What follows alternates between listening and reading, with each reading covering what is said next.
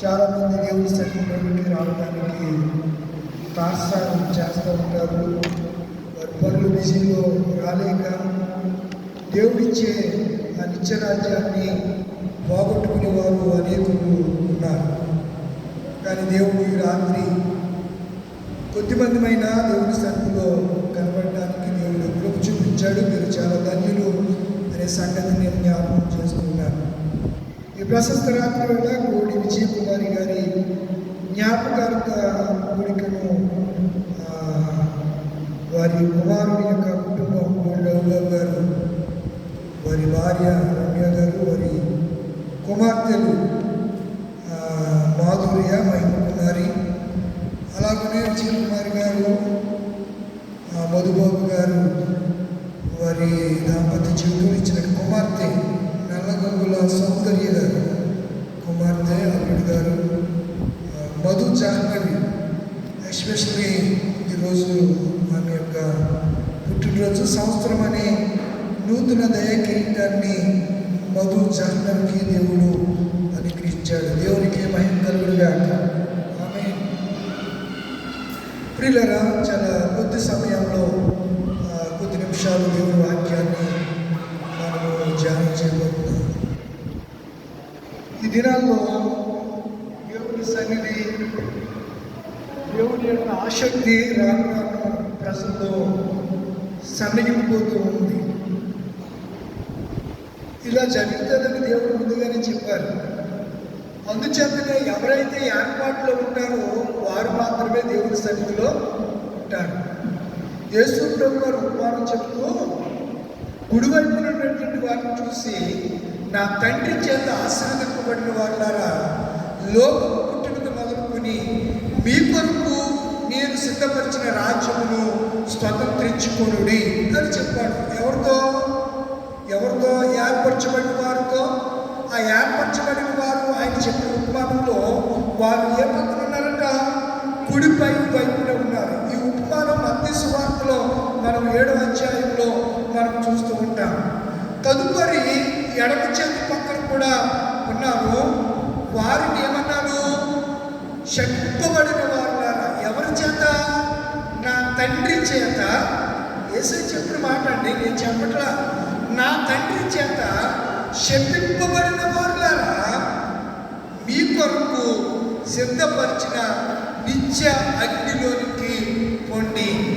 ఇక్కడ 2 గుంపులు కనపడుతున్నాయి. ఒకటి కుడివైపు ఉన్నటువంటి గుంపు, రెండవది ఎడమవైపు ఉన్నటువంటి గుంపు. కుడివైపు ఉన్న గుంపుతో ఆయన చెప్పిన మాట ఏంటి? నా తండ్రి చేత ఆశీర్వదింపబడిన వాళ్ళారా, లోనికి రండి. ఎక్కడికి రావాలి? ఇప్పుడు ఎవరైతే ఆసక్తి కలిగి దేవుని ఆశీర్వాదం కావాలని అనుకుంటారో వారు ఎక్కడికి రావాలి? దేవుని మందిరంలోనికి రావాలి. ఒకడున్నాడు, ఆశీర్వాదం కావాలి అని ఎప్పుడు వెళ్ళాడంట? ఎప్పుడు వెళ్ళాడు చెప్పండి? ఇప్పుడు తర్వాత వస్తారు. నోవహు కాలంలో కూడా ఎప్పుడు వెళ్ళి తలుపు తట్టారు? చెప్పరేంటిలా? ఎప్పుడు వెళ్ళి తలుపు తట్టారు? జలప్రాణయం వచ్చి ముంచేస్తూ ఉంటే అప్పుడు వెళ్ళి తలుపు తట్టారు.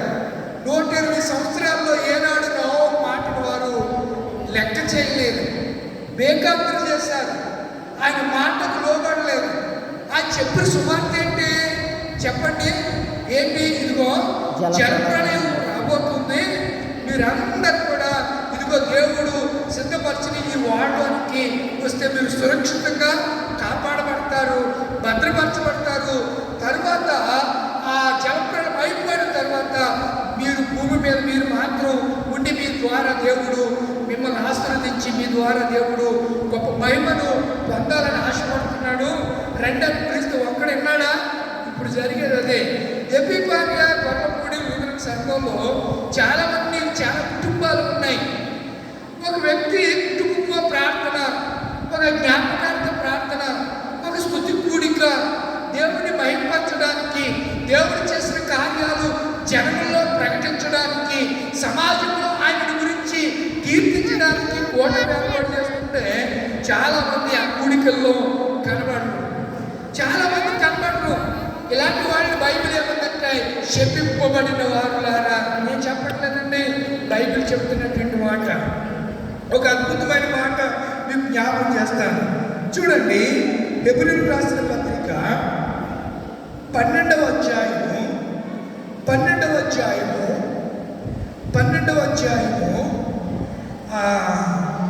వచనం నుంచి మనం చదివితే, అందరితో సమాధానమును పరిశుద్ధతయు కలిగి ఉండుటకు ప్రయత్నం. అందరితో మనం ఎలా ఉండాలి? సమాధానంగా ఉండాలి.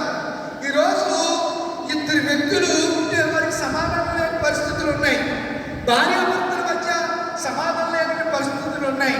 బిడ్డల మధ్య సమాధానం లేనటువంటి పరిస్థితులు. చాలా మంది తల్లిదండ్రులు అంటారు, మా పిల్లలు మా మాట వినట్లేదండి, మా బిడ్డలు మా మాట వినట్లేదు. ఎందుకు వినట్లేదు? నీలో పరిశుద్ధత లేదు, నెంబర్ 1. రెండవది, దేవుని సన్నిధి నీవు అపేక్షించట్లా. అందుచేత అందరితో సమాధానం ఉండి పరిశుద్ధత లేకుండా ఎవడు ప్రభువుని చూడడు. మీలో ఎవడైనాను, చాలా మంది రానందరూ కూడా నేను క్లీన్ కట్గా చెప్తున్న మొగ్గుమాటం లేదు. మీలో ఎవడైనాను దేవుని కృపను పొందపోకుండా తప్పిపోవునేమో. చాలా మంది దేవుని కృపను పొందకుండా తప్పిపోతున్నారు. దేవుని సన్నిధికి రాకుండా దేవుని కృప ఎలా ఉంటుంది చెప్పండి? మేము వెళ్ళాలంటే మీరు ఏం చేయాలి? బస్ ఎక్కాలి, లేకపోతే మీకున్న వాహనం మీద వెళ్ళాలి. ఏదో రకంగా మీరు మేమువారం వెళ్ళాలి అంటే తప్పనిసరిగా మీరు ఇక్కడి నుంచి మూవ్ అవ్వాలి. అవ్వకుండా ఎట్టి పరిస్థితుల్లో మేమువారం ఇక్కడికి వచ్చేయంటే మేమువారం వస్తుందా? రానే రాదు. దేవుడు కూడా అంటాడు, రండి నా యొద్దకు మీరు రండి, నేను మీకు ఏమిస్తాను? విశ్రాంతిని ఇస్తాను. లోకములో విశ్రాంతి, నిత్య విశ్రాంతి కూడా దేవుడు ఇవ్వబోతున్నాడు. దేవుడికి మహిమ కలుగునుగా. ఇక్కడ మనం చూడగలిగితే, మీలో ఎవడైనాను, చాలా మంది సంఘములో ఎవడైనాను దేవుని కృపను తప్పిపోవునేమో. ఎందుకు తప్పిపోతారంటే, ఏళ్ళలో ఏదేళ్ళు ఉన్నాయంట? చేదైన వేరులు ఉన్నాయి. చేదైన వేరు ఏదైనా మొలచి కలవరపరచడం వల్ల దేవుని సన్నిధికి రాలేకపోతున్నారు. హృదయములో పాపం ఉండడం ద్వారా, హృదయములో అతిక్రమం ఉండడం ద్వారా, హృదయములో పరిశుద్ధత లేని కారణం చేత, హృదయములో సమాధానము లేని కారణం చేత, పక్కింటి వారితో సఖ్యత లేని కారణం చేత దేవుని సన్నిధికి కూడా ఇలాంటి వ్యక్తులు రాలేకపోతున్నారు. కారణం చేదైనటువంటి వేరు ఏదైనా మొలచి కలవరపరచుట వలన అనేకులు ఏమైపోతున్నారు? అపవిత్రులు అయిపోతున్నారు. అపవిత్రులు, పవిత్రత లేదు. దేవుడు ఎవరు చెప్పండి?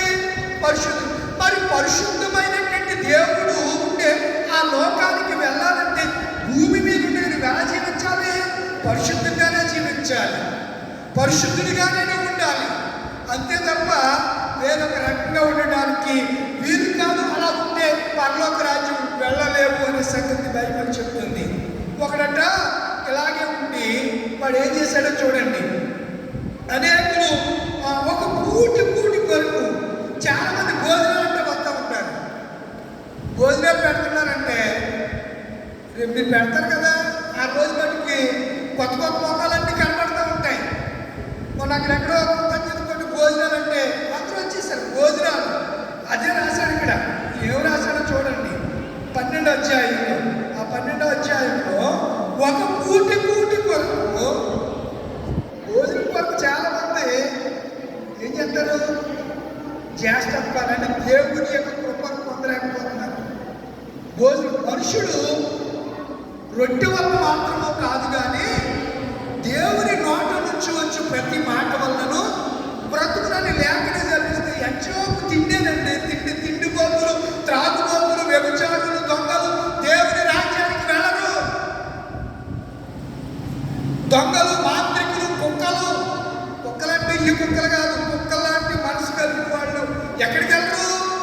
పరలోక రాజ్యానికి వారసులు కానేరని అప్పస్తుడని పౌలు చాలా తేటగా చెప్పాడు. ఇక్కడ అంటాడు కదా, ఒక పూటి కొరకు చేసిన కొమ్మును తన ఒక పూటి కొరకు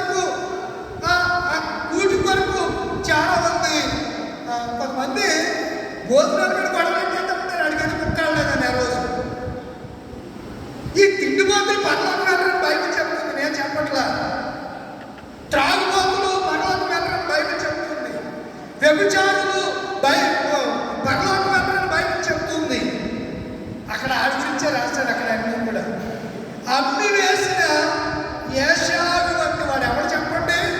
భ్రష్టుడు. ఏషావు ఏమైపోయాడంట? దేని కొరకు?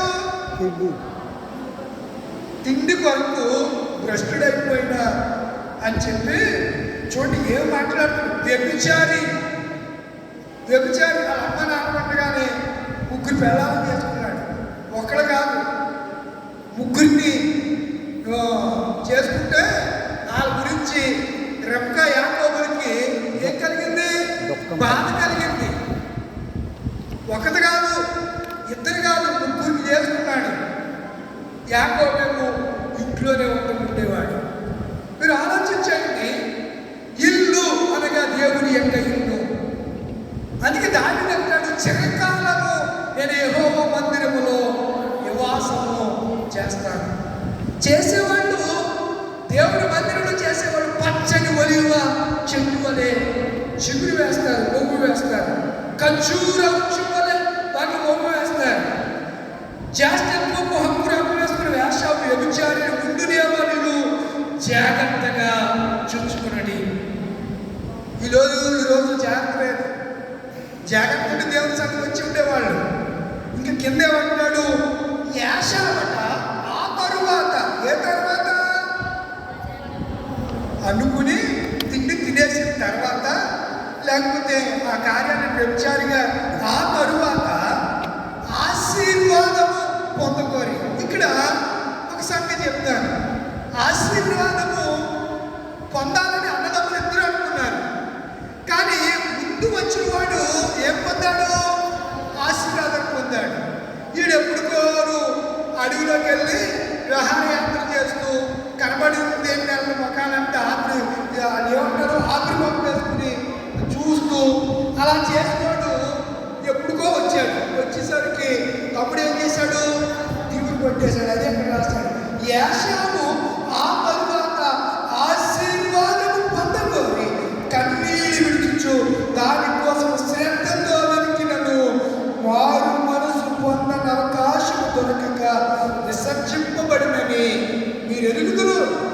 బైబిల్లో రాయబడి ఉంది ఆ మాటలు. ఆదికాండం 28వ అధ్యాయంలో ఆ విషయాలన్నీ మనకు కనబడుతూ ఉంటాయి. యాకోబు కన్ను మంద దృష్టి కలిగినప్పుడు తన కుమారుని పిలిచి, నాకు భోజనం కావాలి, ఎవడు ముందు పట్టుకొస్తాడో అని చెప్పి